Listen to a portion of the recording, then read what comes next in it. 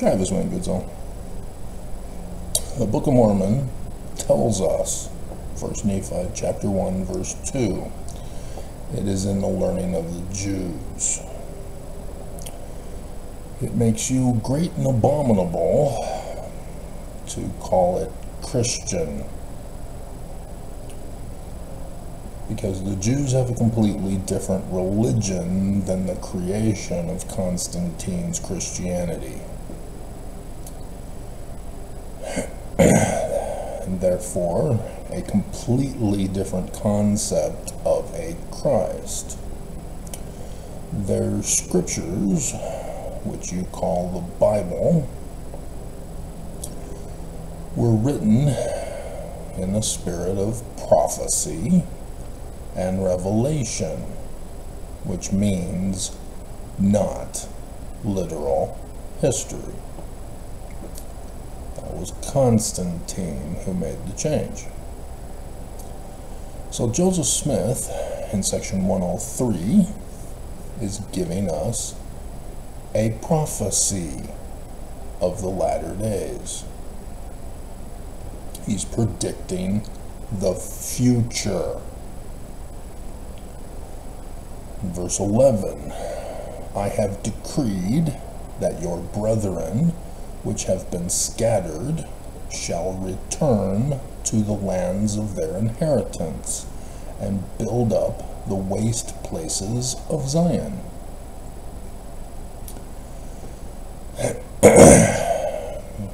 Verse 15, well, 14, if you pollute your inheritances, they've already been kicked out of Zion,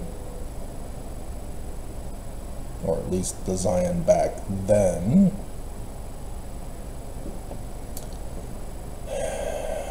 So they will have new places to live, and if they pollute the place where they're living, they shall be thrown down.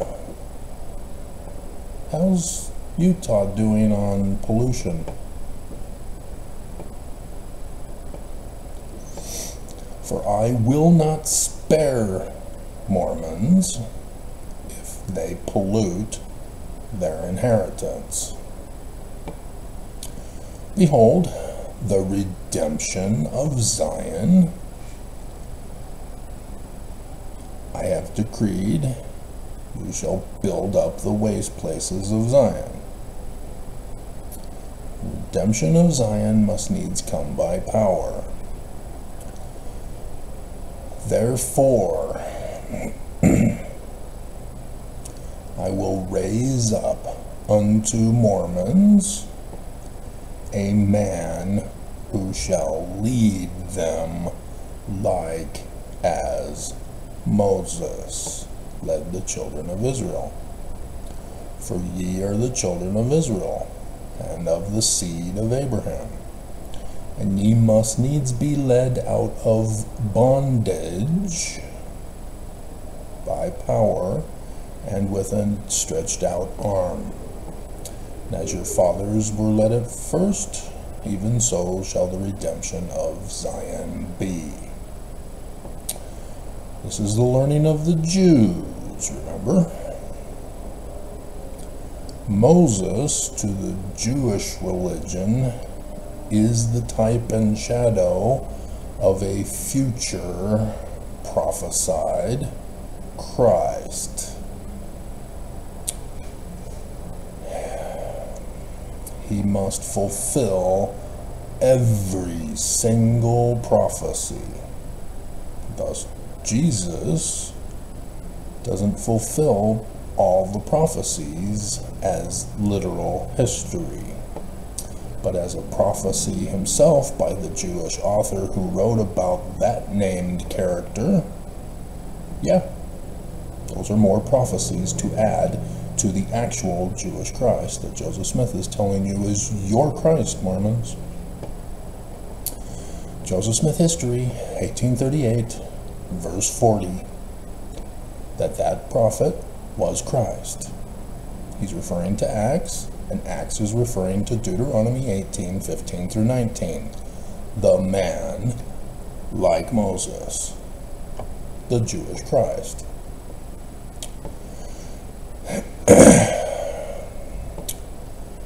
And so, because we only have 5 more days left, 5, the countdown's on. It's been on. I've been doing this for a long time now. It's too late for you to cram, let alone study, to find out who your Christ is. To go through all of the prophecies of all Scripture, to try to figure it out. Who is he? What's his name going to be? How will I know him? And so, yeah, it's too late for you to figure it out. You're about to be compelled to believe. So that's the sad reality. But everything has happened. All these latter days, every single prophecy has happened. But because you've been blinded by YouTube, or under orders of the Church of Jesus Christ of Latter-day Saints, who did you think you were in bondage to? Joseph Smith says that in the future, Mormons will be in bondage to another religion. Are you still thinking it's going to be some future church that's going to destroy this church? But this church will never be destroyed. So how is another church supposed to destroy this church when this church is not supposed to be destroyed? You're not thinking, this church has lied to you. This church is holding you bondage and making you pay for it. This church has used your money to pay the enemy to come and destroy you in 5 days. Now, maybe Nelson will have again hired a hitman that will fail to do the job. Yeah, he's been hiring hitmen because he knows who this guy is, and he's pissed because his authority is in jeopardy. And so they've been going all out to further brainwash you into believing that Jesus is real, that he lives, and then throwing in death threats along with it to be loyal to the church and to pay them money. And so, yeah, Joseph Smith is a prophet. This has already happened. You will know a prophet by his fruits. If it comes to pass, you need to be concerned and hearken to him. If it doesn't come to pass, yeah, you don't need to worry about it. See, I've had those comments all the time, and they don't understand because they're using Christian goggles to interpret the Jews. And so, you're looking for a Mormon born and raised in the Great and Abominable Church of Brigham Young who has those gifts of prophet, seer, revelator, and translator. And I've been demonstrating them all these years. Who has them? It's my #1 video way back in 2017. 7 years ago, huh? Notice how high the views are? Yeah, I saw this morning that my one Oaks video, "Follow me and you will never go hungry again. Be prepared," is at 1.6K. Isn't that special?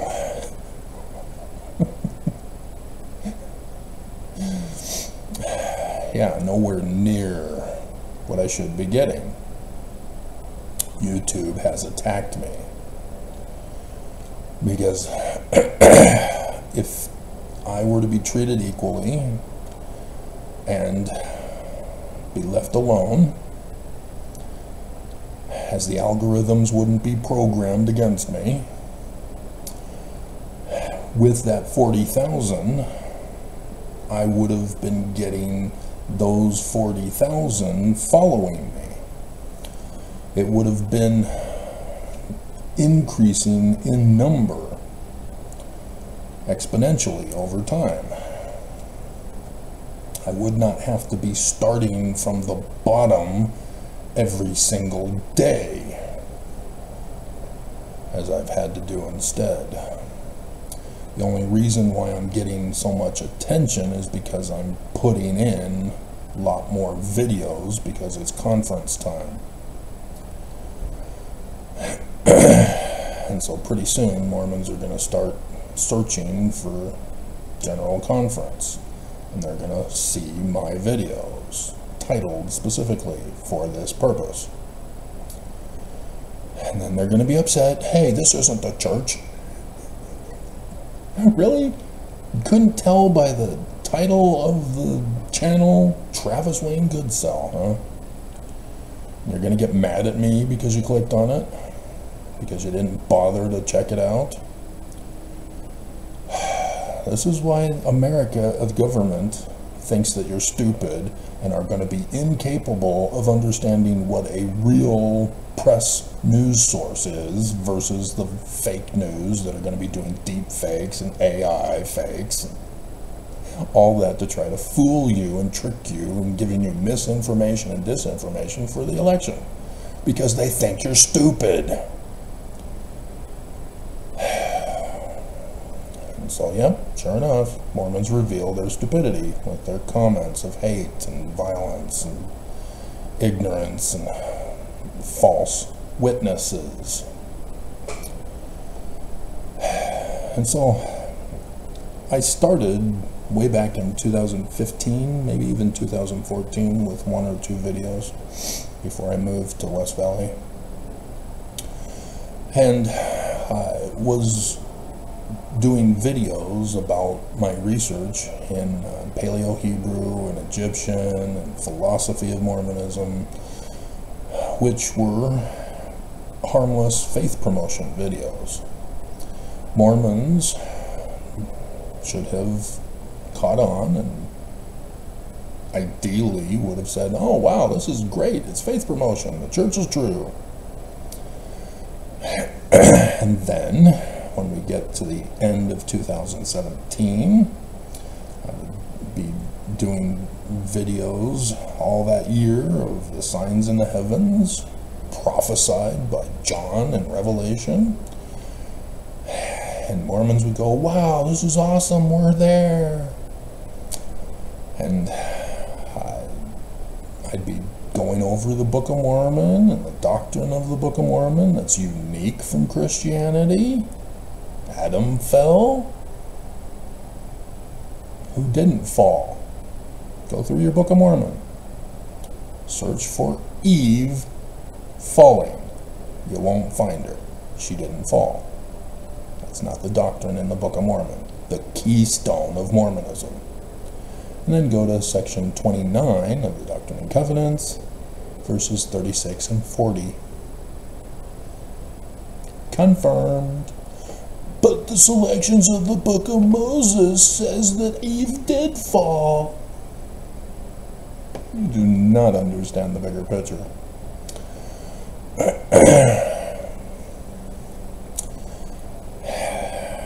And so you would be following me during that time and learn that my bishop would have threatened me to pull down my channel, stop doing videos that goes against the prophets. Or why am I bothering to come to church? And I would be telling you that I'm no longer going to church, because I will not be threatened to deny the truth. If the prophets are going contrary to the Book of Mormon, the prophets are wrong. It's real simple. The Book of Mormon is the keystone, which means every single Mormon, including leader, must adhere to it. You cannot preach a contrary doctrine and claim that Jesus now has made the change. you know, like section 115, 16, 17, 18, 19, 20, not 20, but 133, or 130, and 132, and 131 was gutted. These were forged documents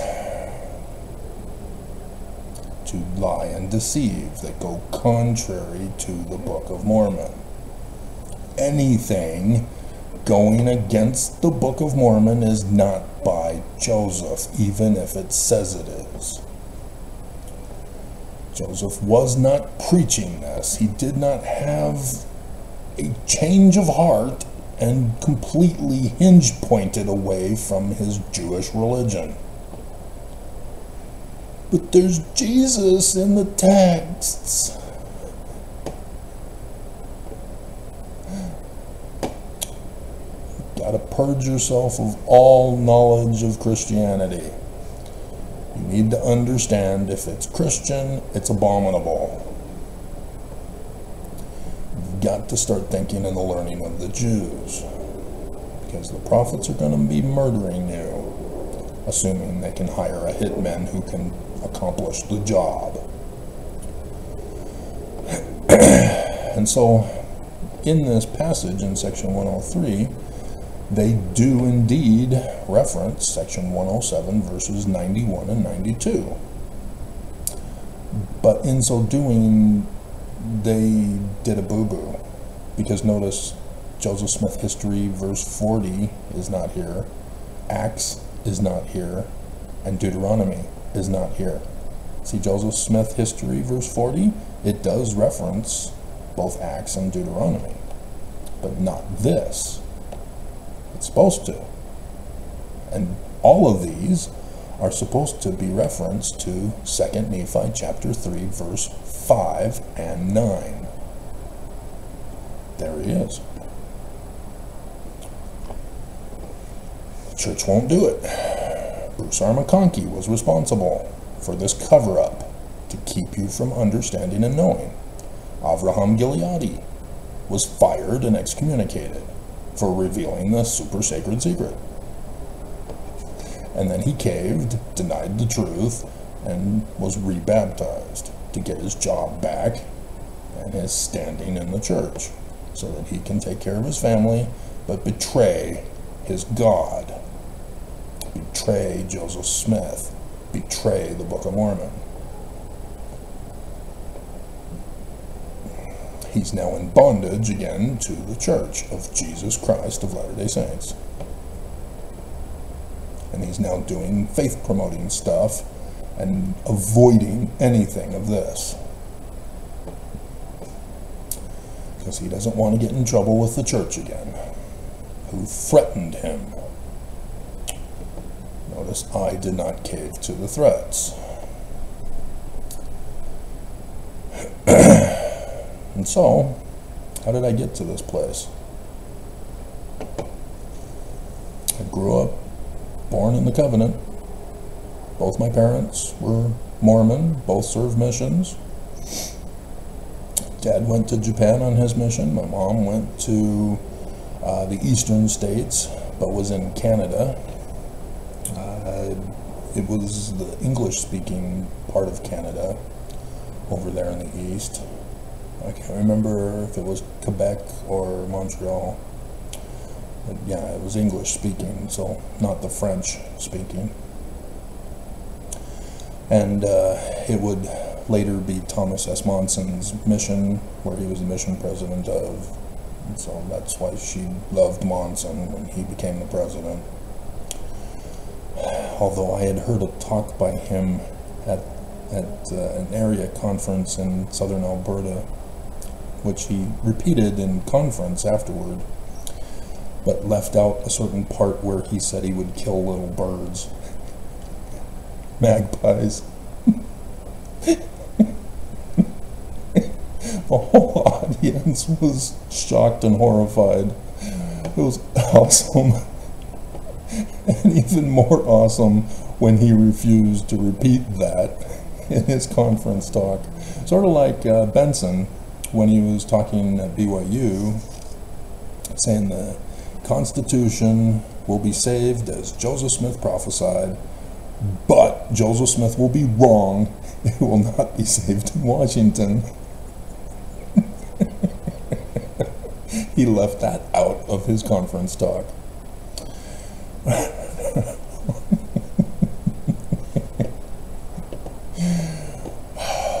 Yep, they always slip up and reveal their true nature. That's why you got to pay attention.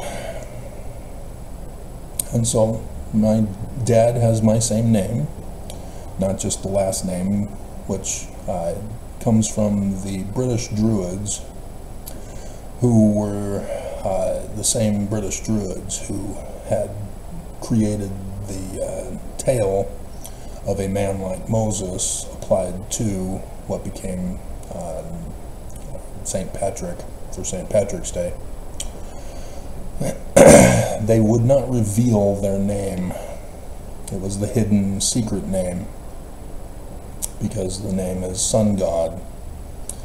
They were the people of the Sun God, and thus worship the Sun God. And they were telling of their future descendant, who would be Emmanuel, the sun god at noonday of the Egyptians, Amen. And so Messiah, as I did the Academia page and did the video to accompany it for you, the name Hashem, when combined with Moses, which is the reverse spelling of the two letters, is the word for son. So the name of Moses is the Son, and the Son is Emmanuel, Amen, the sun god at noonday. So those Paleo-Hebrew Jews were prophesying in their script and in their language, revealing even the dates of the latter days, because it's an 8-year period of time.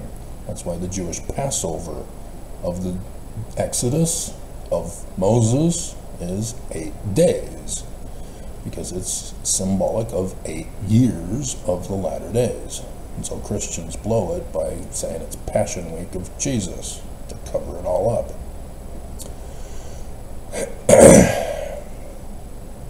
And so every single event that happened in the Exodus story is a prophecy of what is to happen in that latter day time period of 8 years. Already happened, remember, 5 days left.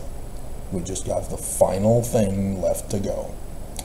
And then the Book of Mormon adds that there will be election fraud and election tampering and decertification of the election and an overthrow of the federal government, and states will run themselves. 3rd Nephi chapter 7. And since they failed in the Exodus year of 2020, they're doing it again. So yeah, these enemies that have been plotting this for 200 years kind of suck.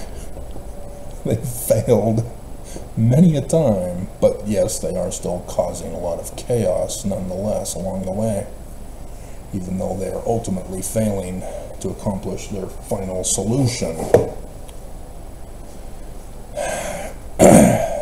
And so my name is the same as my dad's because of Wayne. It's his first name, as his middle name is Lewis, which was my grandfather's first name, Lewis Benoni Goodsell. And so my dad is Wayne Lewis Goodsell. And so my dad forced my mom to choose Travis. My mom most likely wanted to call me Elvis.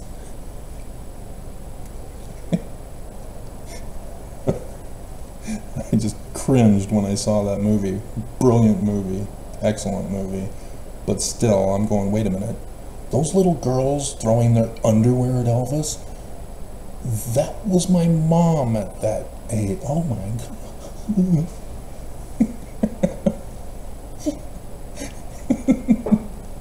Creepy. Mom.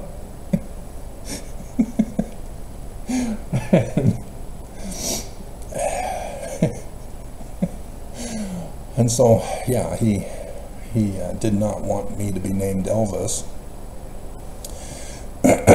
and knew that she did not like Vincent or Quentin. Sorry, Quentin Cook. And so he said, you can choose between Vincent, Quentin, or Travis. And thus I was named Travis, for the Alamo guy. Yep. The latter days of the Alamo. All prophecies. It's amazing. And so my mom's name was Judy, the female form of Judah, the first wife of Esau, right after he loses his birthright and blessing.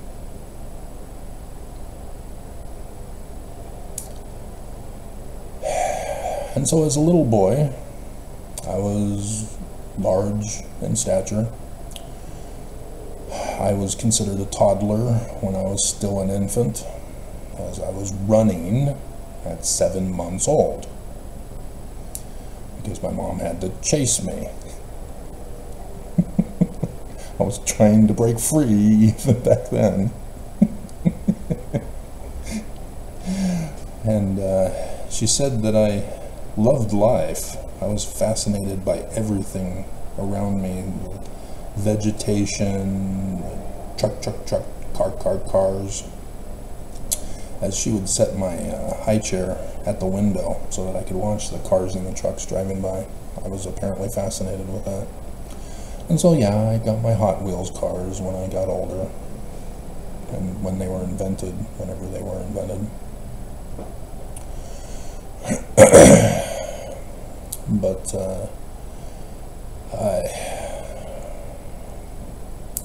when my brother was born, my brother had colic, as we were living in Berkeley while my dad was going to school there to get a master's in business financing, something like that. He had gone to the University of Utah and was the home teacher of my mother. And that's how they met and knew each other. He didn't go to BYU because BYU rejected him because his seminary credits did not count at BYU. He did not have enough credits to qualify to go to BYU. But the University of Utah accepted him and took him in. And thus got connected with my mom. And so they were always arguing with each other. They didn't love each other. But it's a free date. She gets free food, free entertainment, using my dad for all these dates. And of course, he has to take her on dates to watch conference. And they would argue whether President Benson would say this shocking new doctrine or that shocking new doctrine, and they'd go and place a bet on it to see who would be right, and Benson would not do any of it. They'd both lose. Those kinds of things.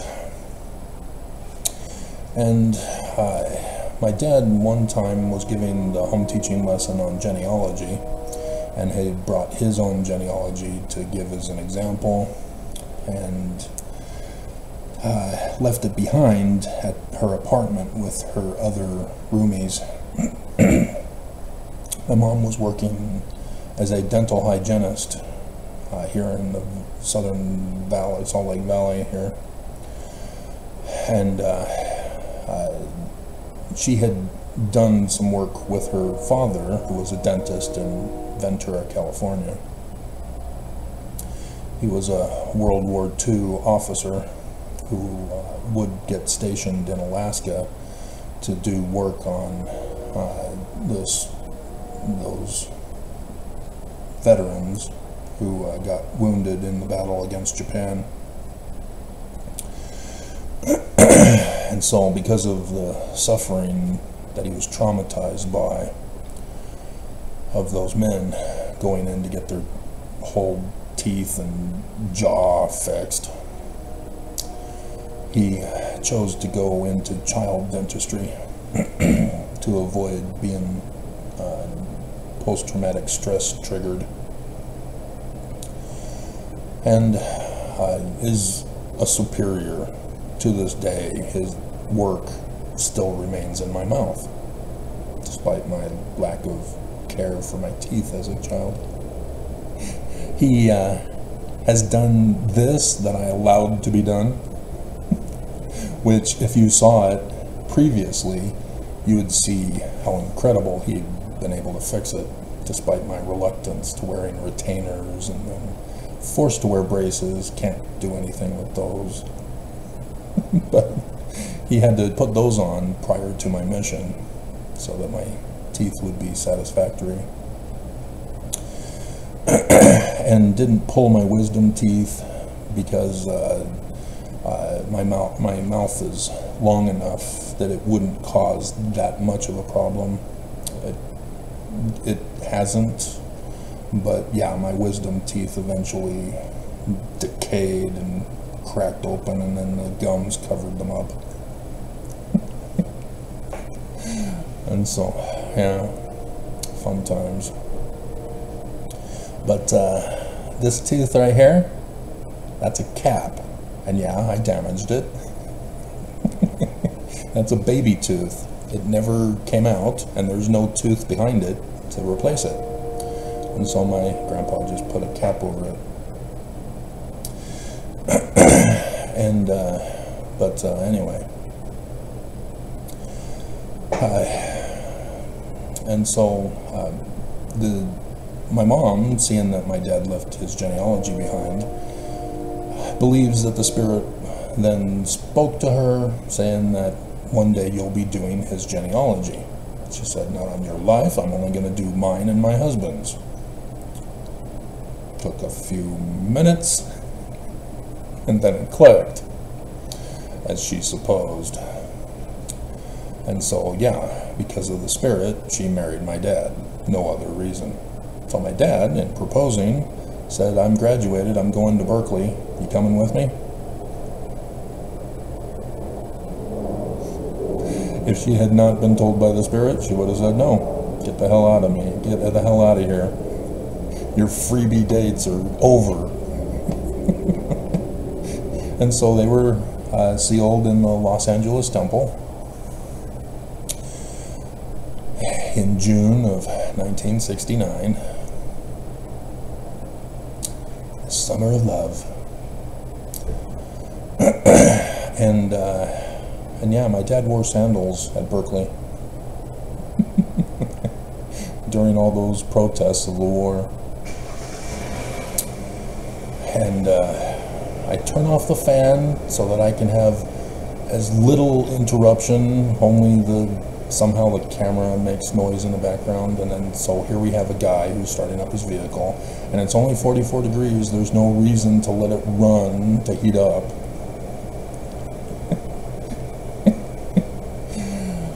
Nonetheless.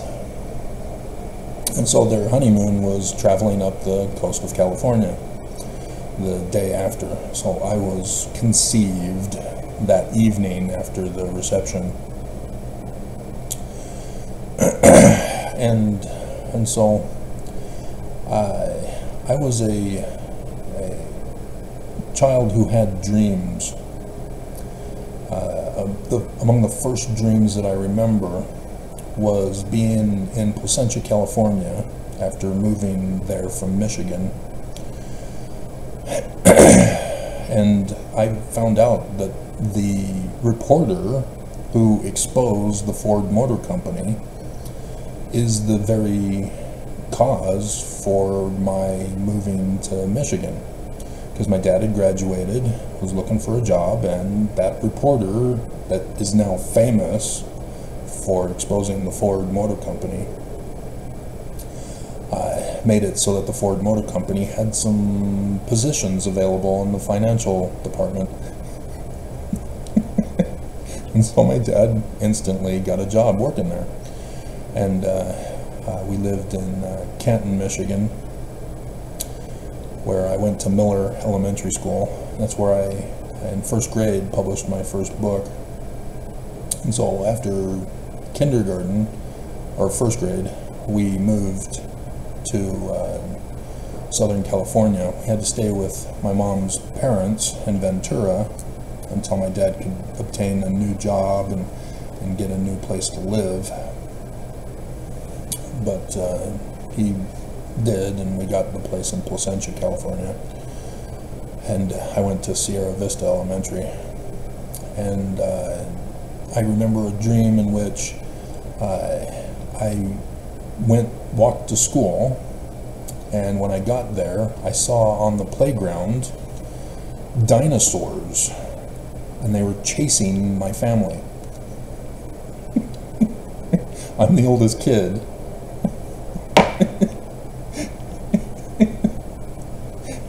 Very amusing. But as a kid, I was kind of, concerned about dinosaurs chasing my family. I didn't realize Lucifer's Plan of Happiness yet. Still just a kid. But I was making up words to the lyrics of the hymns in primary. I was recognizing that something ain't right here. There's some problems. And so, yeah, I often change lyrics of other songs as a result. Especially the ones I like and listen to over and over and over and over and over and over and over and over and over and over and over and over and over and over and over and over and over and over, which is awesome now that they're digital and you can convert CDs into an MP3 format. That was perfect, exactly what I was wanting. Why did it take so long? Likewise with DVD movies to MP4s. And so I became fascinated with dreams. And in '86, I had the big one, followed up by another one. But the big one was in the summer of '86. So I just turned 16 years of age, born 17th of March, St. Patrick's Day, 1970. And in the dream, I was in a classroom, and I looked up at the clock, and it then hit the specific time on the clock, which was like 4:12, 13, something like that. And class was now over with for the day. School was out. And the bell rang, and I got my stuff and hopped on a school bus. And the school bus took me down a long, isolated road, no businesses on either side of it. And this grain that I didn't recognize was on either side of the road. And it eventually pulled up to a lone building in which other people my age were getting assigned into the different rooms. And it's not like BYU or Rick's College that you have to have only women in the dorms and guys in the guy dorms, and women in women apartments, guys in guy apartments.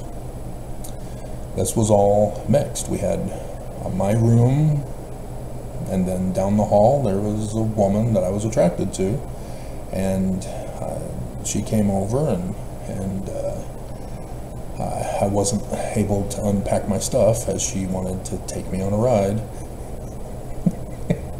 And so we went through the back door and it was a garage, underground garage, and we got into a vehicle that was not ours, and it started right up for us. It was electric and automatic too, and it took us into the underground road system and a tunnel.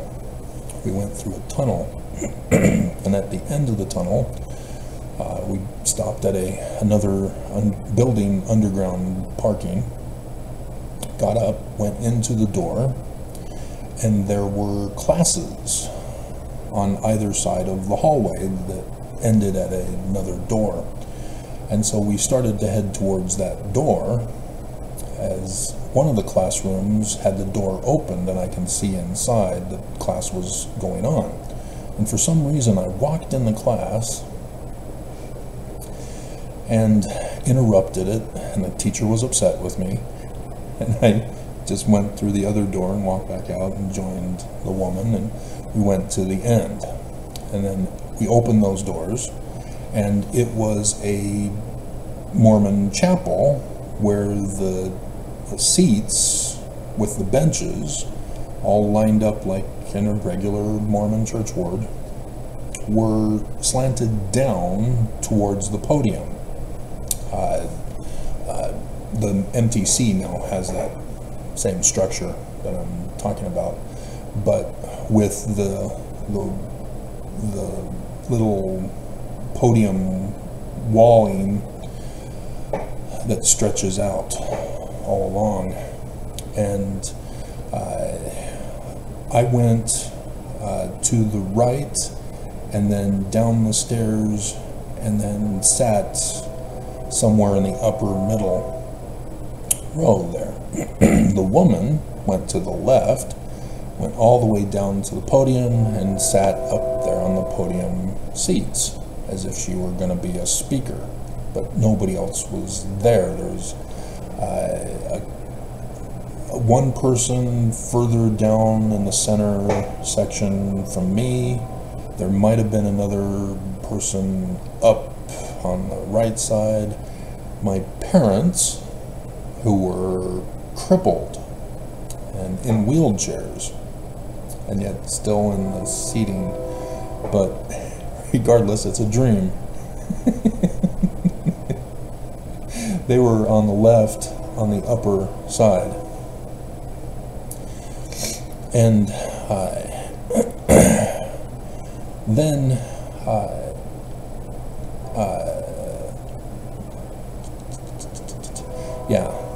then the doors opened behind us, and security guards came into the chapel and went to my parents and dragged them out of their wheelchairs and took them back through the door. I then got up, walked down to the podium, and I saw that there was a section where there was more stairs going down further under the podium with a door to a room or something below that. So I went down there and tried to open the door, but it was locked. So I came back up, walked in front of the podium, and motioned to the woman to meet me, come with me, to go out a side door on the left. And as we reached the door and had opened it, the back door again opened. And a guy came through and then transformed into a witch. Woman wearing a black outfit with the pointed hat. And said, "Who dares enter my temple?" The woman froze, and I had to drag her out. And we got out, and we were outside. We were on grass, and the grass had a hill that went up to the top where the door was. And looking up there, the side door up at the top opened and the guards came out. They were coming to get us. And so I told the woman, run. And we ran around the front of the chapel, which was now outside. And so just like a normal church chapel, we ran around the front of it. And I was now arguing in the dream. I did not like what was about to happen. And so I wanted it changed.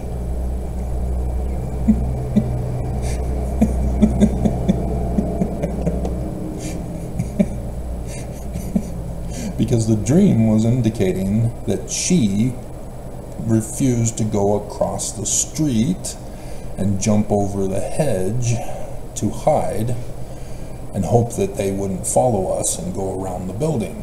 She chose to go around the building to leave me, and then would get caught by the guards, who indeed went up around the building. And so I was the only one who remained safe, as after jumping over the hedge without her, even though I tried to force her to come with me, and in the end I knew I had to let her go. And I was next to an all-white building, and there was a little rocking outside love chair thing that rocks. And it started to sprinkle, a slight little rain. And so I went and sat on the chair and got out of the rainfall and woke up. And so I would eventually come to learn that it was a dual prophecy of 2 failed marriages. That the guy who turned into a witch were the 2 bishops. Lester, the child molester Nielsen, because he thought it was hilarious to expose himself in front of little kids, and Reed Hammond of West Valley, the one who said, pull down all of your YouTube videos that go against the prophets, or why do you bother coming to church? Both failed marriages, as both bishops helped aid and give comfort to the disillusion of the marriages. So, fun times. I lost the first one after deciphering Paleo-Hebrew in 6 months after graduating and coming to Utah. My mom deceived us, and so conditions were not ideal. And because I didn't get our own house immediately upon graduating and getting a job immediately, it still wasn't good enough. You're not getting paid enough to support me in the lifestyle that I want to live. And you're deciphering Paleo-Hebrew. My kids will not learn Hebrew. And away she went. And yeah, I would go to be abused by Mormon after Mormon after Mormon after Mormon, despite confirming that Joseph Smith's King Follett sermon is accurate, that the biblical Hebrew text is wrong, and that with deciphering Paleo-Hebrew, Joseph Smith is accurate. Elohim should be plural all the way through. It's a completely different translation, completely different story than what everybody else is claiming that it says. And I've been trying to inform you and educate you on all that all these years. And because of the divorce, because of learning Hebrew, Mormons kept putting pressure on me to betray Joseph Smith in the Book of Mormon. And I wouldn't.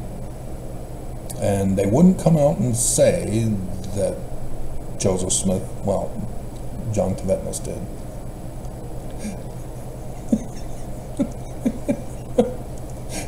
But he denies it. I didn't say that. Yeah, you did. Yeah, you did. Own it. Tell the Mormons what you really think of them. Because you're stupid. He does not know Hebrew, as he's been celebrated as having done a paper that's so awesome. I deciphered Paleo-Hebrew. Take that. But nonetheless, yeah, there was opposition against me to silence Joseph Smith and the Book of Mormon being true. I didn't understand what's going on. He's our founder, isn't he? Book of Mormon's our keystone, isn't it? What's going on? Why are you guys attacking me? You're not the president of the church, Travis.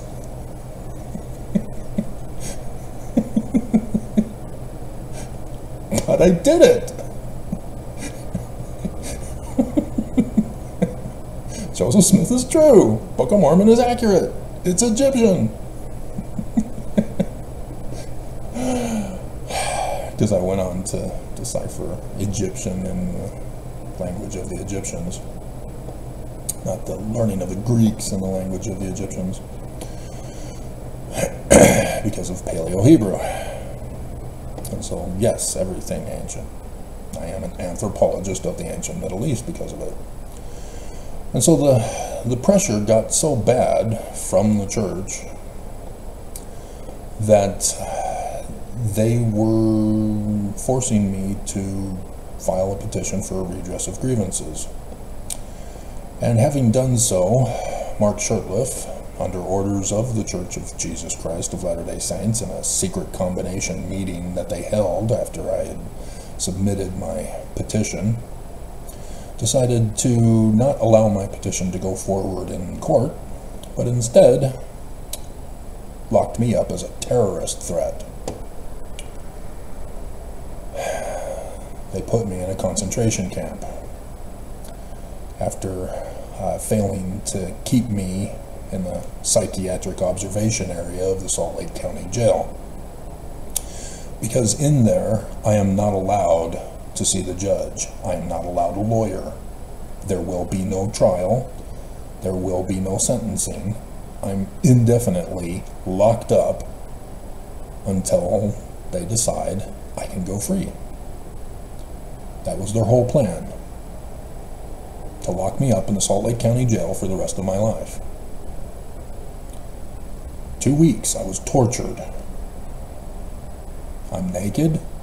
It's air-conditioned, metal frame bed. No toilet paper, no hygiene, no toothpaste, no toothbrush, no showers. I'm being tortured. They had a camera on me. They had little girls parade and come see me naked in the zoo. And so, realizing that I am never going to be let out, as one of the guards, who I knew at the temple, the Jordan River Temple that I went to every single day, he snuck me an apple. And because he snuck me an apple, rather than the spoiled food that I was being given, and thus I wouldn't eat, he got either transferred or fired. I never saw him again. And so the one psychologist woman, I complained that I had a toothache. But I can't see any doctors unless I'm put out into the other parts of the jail. And so, under her orders, I was moved into Supermax, where Brian David Mitchell was. Curtis Allgaier was. Anybody remember them? And there are some others. But yeah, life in the Salt Lake County Jail, Supermax, for your hardened criminals. I filed a petition for a redress of grievances. That was my crime. Now, do you understand why they did not want me to go to trial? Because they had no case. And so they got a lawyer who sent me down the river. As a former missionary companion, Mark Augustine was a social worker who found out about it and wanted to be a part of it to get revenge on me for how I allowed him to run the mission how he wanted it to be run. He wanted his agency taken and was very upset that I didn't take away his agency and tell him what to do. And so he was constantly going to the mission president, please transfer me. I don't like Travis. He won't tell me what to do. And so he got his revenge. His declaration through Carol Buffy got me locked up in the concentration camp here in Utah. They loved what the Nazis did to the Jews, and thus we have the concentration camp for the Japanese internment camps, still to this day, ready to reopen at any time. You know, maybe just a little dusting. But yeah, they have their own that is more newer, where they put undesirable people in. So 6 years locked up. And I eventually got free because of 3 people that retired. Mark Shurtleff being one of them. As that scandal occurred in the legal system, if you remember, and he got away with his crimes because Mormons. Helaman chapter 6, 21 to 23. I'm 24. And so I was on probation. Really? No crime, no trial, no hearings, no conviction, no sentencing, no nothing. I'm deprived of all my rights. And now I'm on probation. Bleep you all. You Nazis. Literally. Moroni and the swastika explains it all. And so I would eventually be set free by the one person who was assigned to me, and then the court-appointed person assigned did not want to let me go. An indefinite probation. She was the one who gave the orders to the judge to have me locked up in a concentration camp, and she was then assigned to me again afterward. So she was upset that I got freed, and so wanted to keep me on probation for the rest of my life. But her boss was the one who intervened and said, we're going to let him go. She was not happy. She was paid by the church, rewarded for what she did to me. I have those financial receipts still. And so yes, that's what I would sue the church for in 2020. Was because of what they had done to me. Paying to have me locked up in a concentration camp here in Utah. And the little girls in that hearing with the judge who had been fired for allowing the church lawsuit of Gaddy versus COP to go through. She got fired for that by the other boy band judges of the church. And so she was assigned to my case. And so she was assigned to my case to stop it. And so she held a hearing to stop it. And I said, I've got the receipt of the church paying the person who had me indefinitely incarcerated, which ended up being 6 years. And the little girls who crept into the back to listen to the hearing all gasp. Not the church! The church is innocent! You're the bad guy, Travis. But anyway, being freed, I was looking for an apartment, as the federal government had given me restitution for what the church had done to me through the legal system in Utah. And I missed getting an apartment in the Peter Pan apartment building downtown because of the requirements that they had and the conditions that I was still under. I was forced to be a part of a payee service. They were trying to make sure that I'm under probation and under control of somebody all the time. And so, yeah, when I finally was able to obtain the requirements, rushed to their office, and there was a couple who just beat me and got the apartment in front of me instead. So, knowing that, a caseworker that worked at the building apartment that I was in, realizing, oh no, Travis is trying to break free, had worked with the other person who helps assign people to other apartments in the valley. They put me into West Valley, and that's where I met who would be failed marriage number 2, and then would go on to do YouTube videos and all that, and so on. And during that time, oh, I forgot about the dream. That was the whole purpose of talking about the incarceration. In the Salt Lake County Jail, in the psychiatric observation area where I had no rights, and even in the concentration camp, no rights. I disappeared. I did not exist anymore. So no lawyer, no hearing, no court, no trial, no jury, no sentencing. I'm gone. But in there, I had to hypnotize myself in order to go to sleep because the lights were on 24/7. And the banging of the guards on the doors every 15 minutes doing their rounds. And I would hypnotize myself by dreaming or visioning myself living in a mountain cabin in Oregon and going through each room of the cabin until I would fall asleep.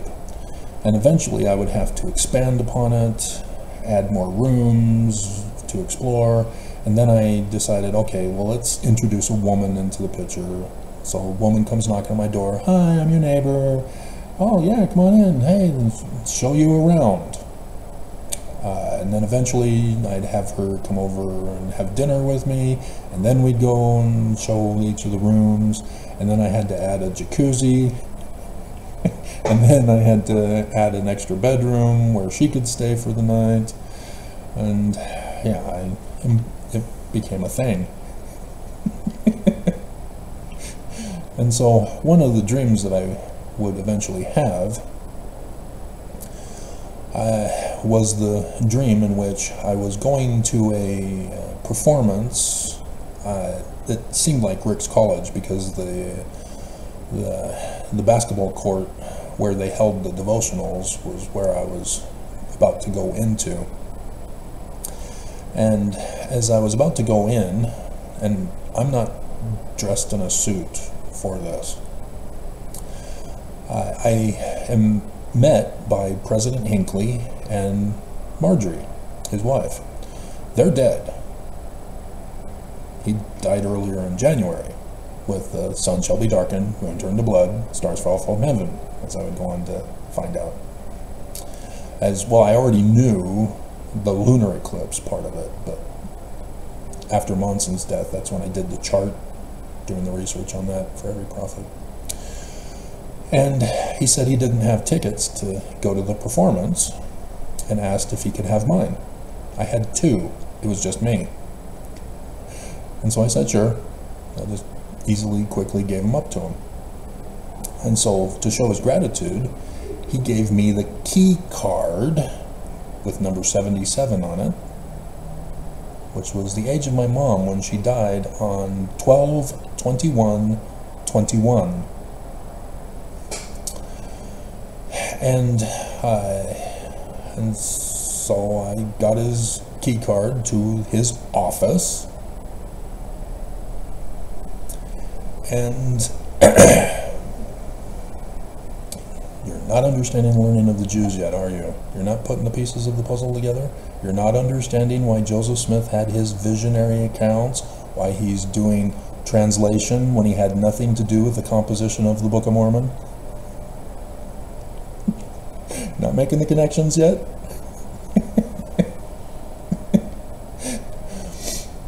And so I went to the elevators and went down, and the last number I saw, because the numbers were flying down, was over 200.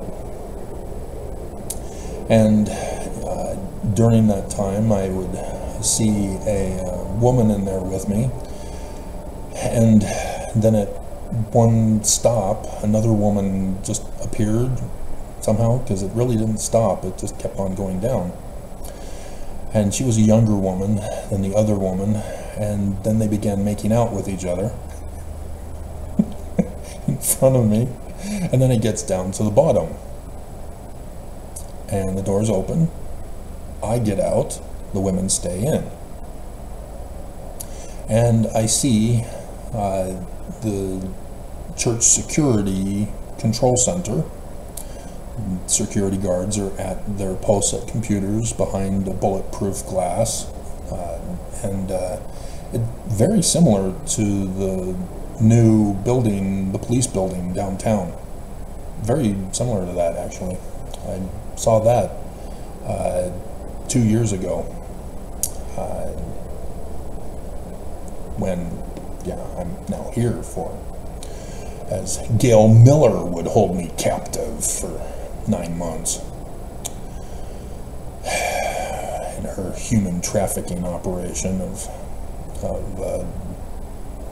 financial crimes of the church, but nonetheless. And so one of the guards comes out from the booth, and I got a key card to President Hinckley's office, so he said, okay. We went to the bulletproof glass door, which was exactly like the church administration building, and went to the keypad, exactly like the church administration building. I'd already seen it, I already knew it, so. And I punched in the numbers. I don't know if it was 666 or whatever number. And the door opened, and I was allowed to go in. And I went down the left. There were a bunch of offices on the left and a bunch of offices on the right. And I was looking for the number 77, and it was going in the wrong direction. And so I went back around to go down the right side of those offices, and would eventually see room number 88. And in room number 88, there were stacks of books and papers all over on the bookshelves and on tables, and I wanted to go in and see what was there, but the security guard had called out, you have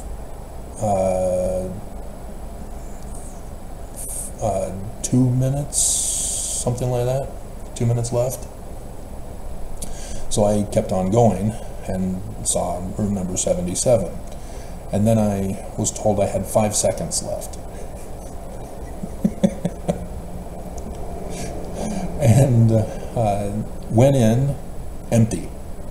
All the bookshelves empty.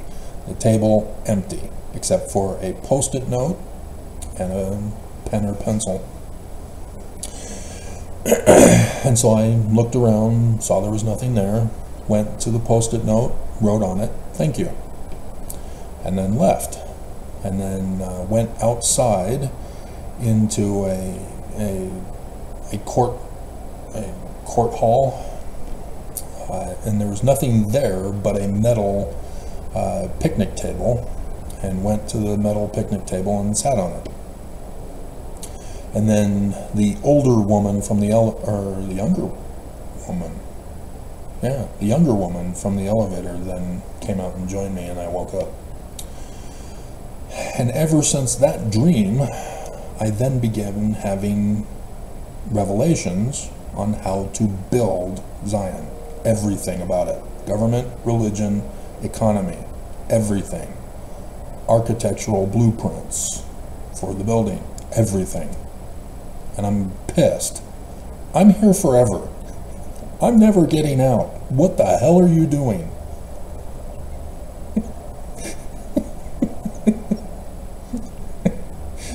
And so nonetheless,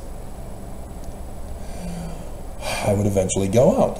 And I knew that this was something to pay attention to. Especially when I find out that April, there's a lunar eclipse.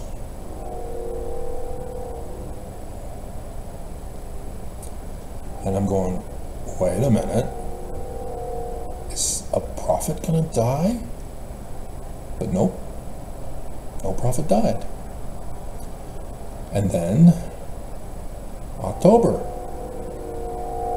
a lunar eclipse.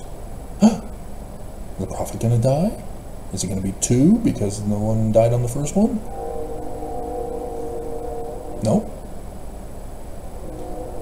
And then for April conference, Saturday 2015, another lunar eclipse. And I'm going, oh crap. Now you tell me it's a tetrad.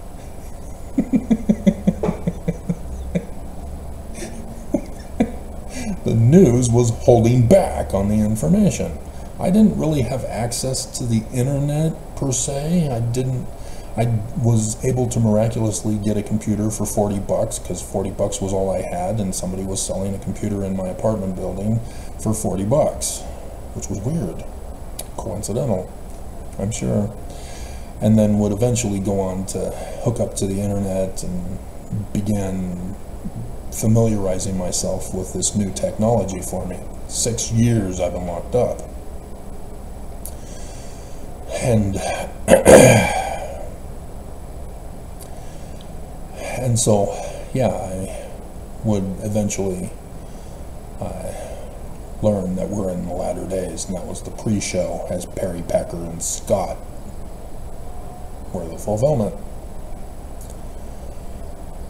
And so in the marriage, I would then go on to have other dreams, one of which was seeing Jesus on a cross in a whole massive field full of crosses. And there were just a whole bunch of people on the crosses. They were T-crosses.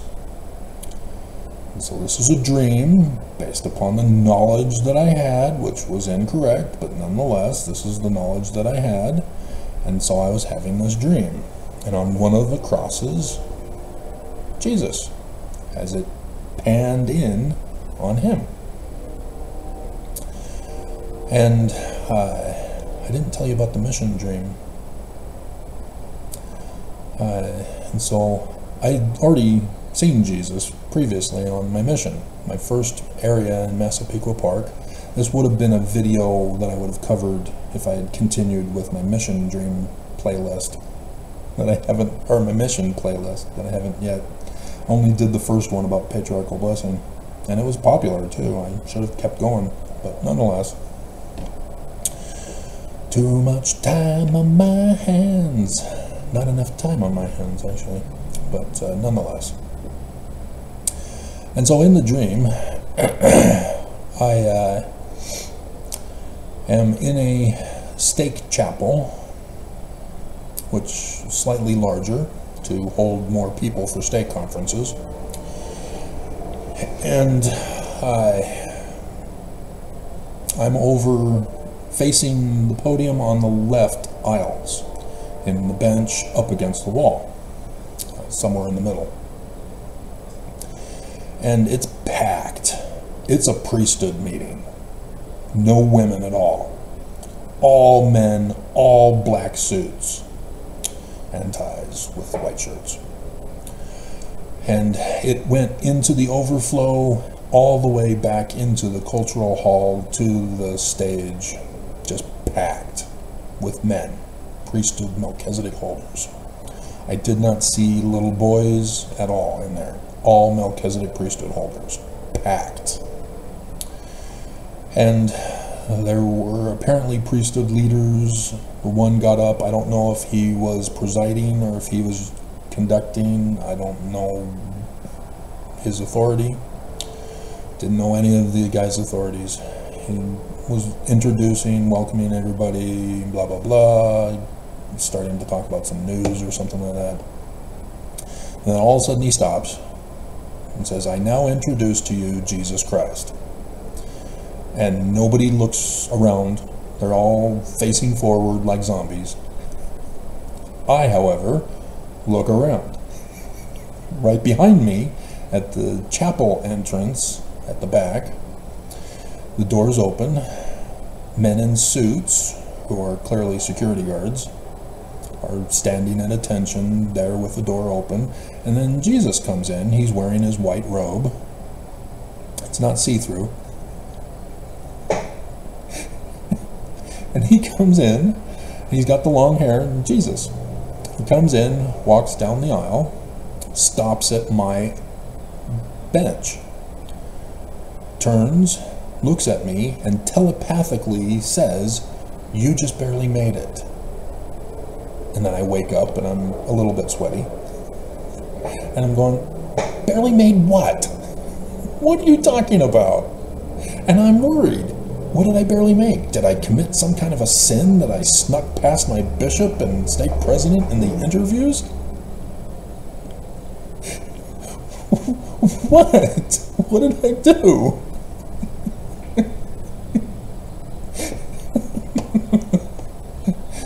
So yeah, Jesus is no stranger to me.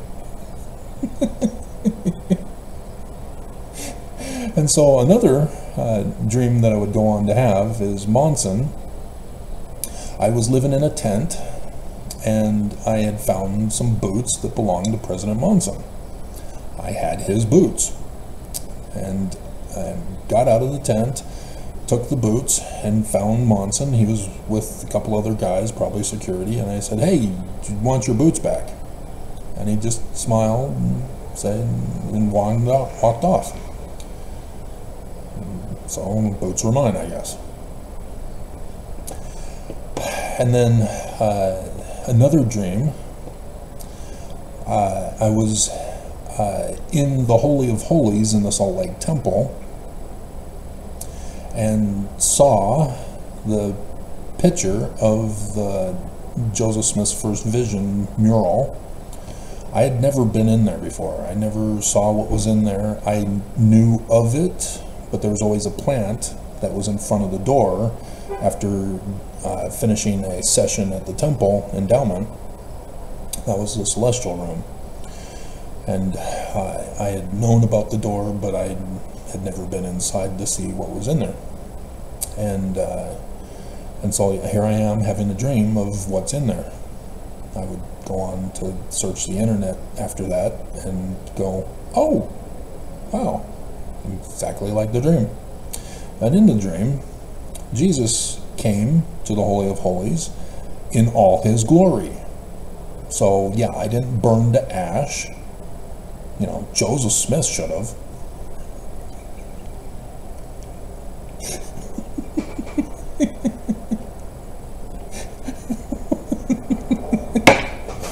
What was he thinking?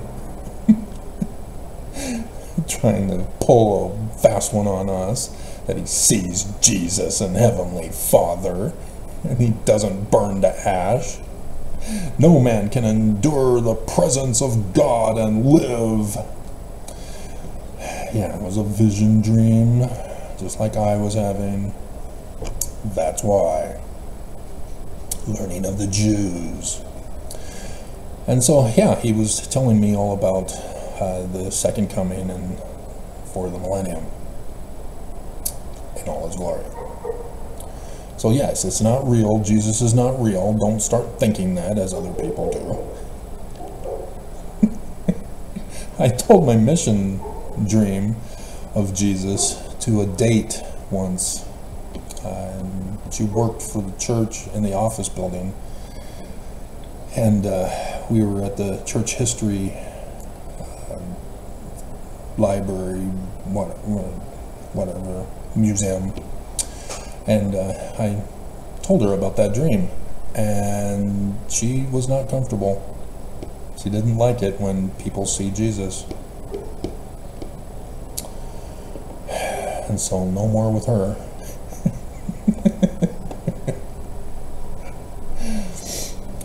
And so yeah, here we are, 5 days left.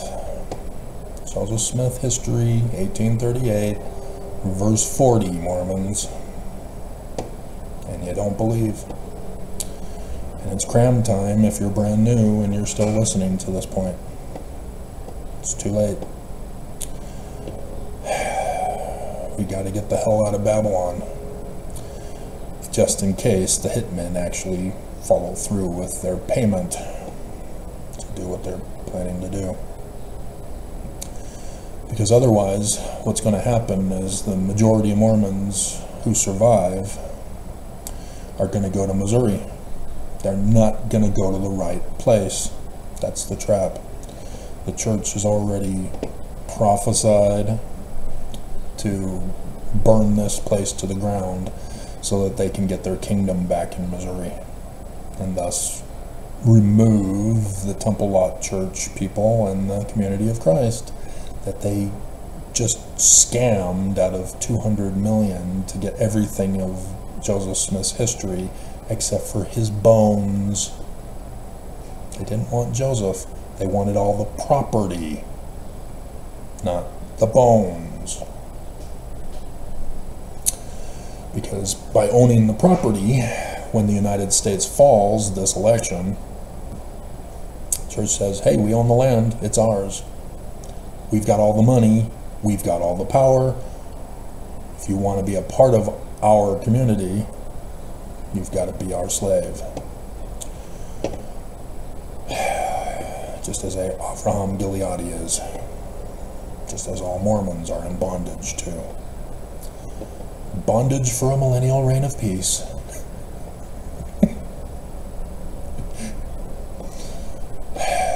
When your Christ is right here and you refuse to listen. Whether it's because of YouTube preventing you from watching, finding me earlier on, or whether you're brand new because you finally searched for something on the church and my video happened to pop up. I don't know. Such is the case.